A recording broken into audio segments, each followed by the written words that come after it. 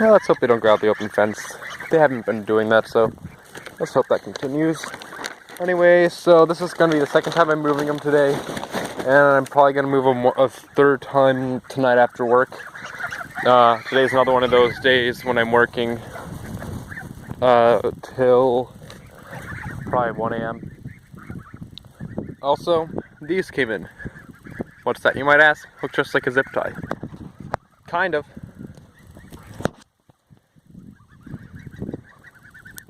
Zip it. Yeah, pull it. Try to pull it apart just like a zip tie. But if you press on this thing here,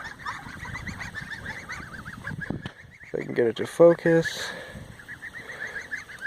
this button here, and it opens. These are the reusable zip ties I was telling you about. That way I'm not cutting off a zip tie every day when I'm opening up here to get in here and do some work. Time to change I gotta change the water.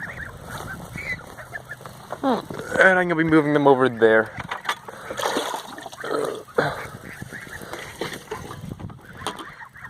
So what I'd like to do is plug this, set it aside.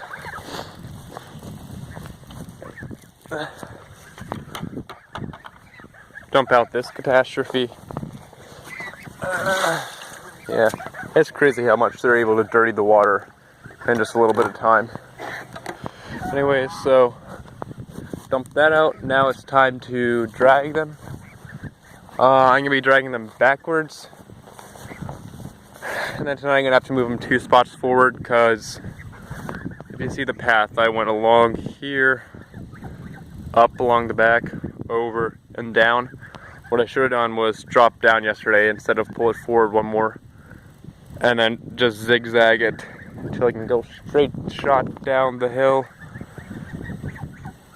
Maybe go over there some, maybe not, maybe just go down into that pasture.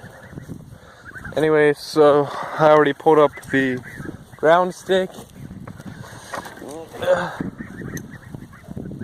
So I've been using this chain to pull it, even though we only have 2 sets of rings for pulling it left and right.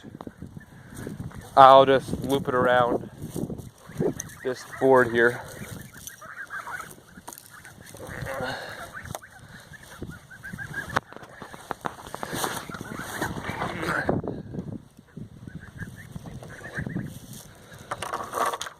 And hook it up. And pull. Let's shut this. Well, I haven't tried escaping out an open gate yet. Why take the chance, you know? Pardon my hand.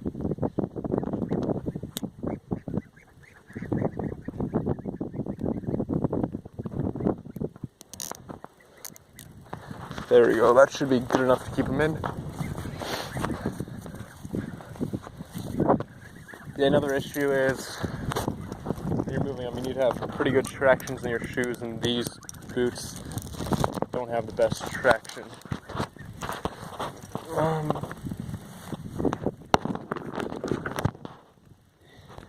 And to drag it, so it's going to be 2 different sections for this video. Anyway, so I'm not going to take the chain.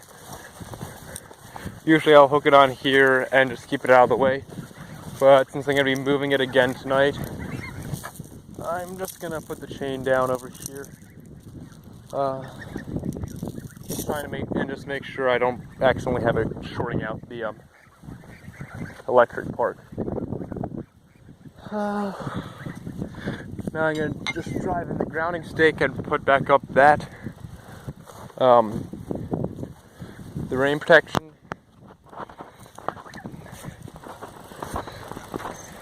And yeah.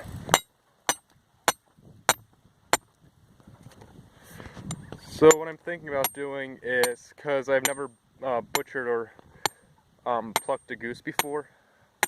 I might take one or two, like a couple weeks, because I'm leaving the end of July. So depending on how big they are, I might take one or two and butcher them just like to figure out what I'm doing before I leave for my trip. And like just to see how much work it is. Because I'm probably going to have, because I have way too many geese to be able to just keep them for personal consumption, so I'm going to try to sell them. So I want to know like how much work I'm going to be putting into butchering them. Like if it's reasonable to sell them already like butchered and clean, or if I should just try to sell like fully grown geese. So yeah, don't really know how I'm going to go about trying to sell them if I do end up doing that, or rather when. Probably Craigslist or an ad in our local newspaper that sells ad space.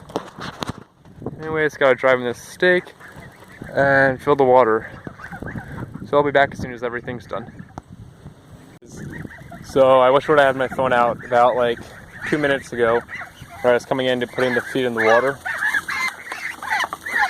When they were running around like that, like they usually do, instead of just getting a foot in, one of them fell completely into the water container. It was just like splashing around for a few seconds till I figured out how to hop back out. Anyway, so I've moved them over to new pasture and gave them some more food, because some of them like grass, like the one, that white one in the back corner. Then these four seem to like the feed a little bit better.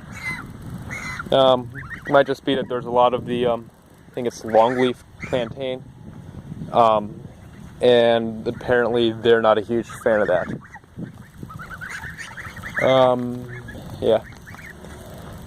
Honestly, I'm considering tonight not giving them feed and seeing if they'll try eating it. Then that doesn't work, I'll just go back to giving them food. Yeah. Because I had been watching a video and it was talking about, it was with Joel Salatin, and he was talking about how with his cows, they're a lot less picky because they have what the pasture they're in to eat. So they won't just eat the grass, they'll also eat some of the other weeds that they usually don't eat as much of. Because, you know, it's like candy versus, his example was liver and onions. Like, one's good for you, but one tastes way better. So I might try that. It would also make it a little bit easier for moving it, because then I just have to worry about the water and not filling the feed. But we'll see. I also filled up the grit pan. I'm not sure if they eat it or do they just spill it. Anyways, it's also pretty cool to see how much they're feathering out. Okay, guys. If you have any questions or comments, leave them down in the comments section. Thank you all for watching, and hope you all have a great day.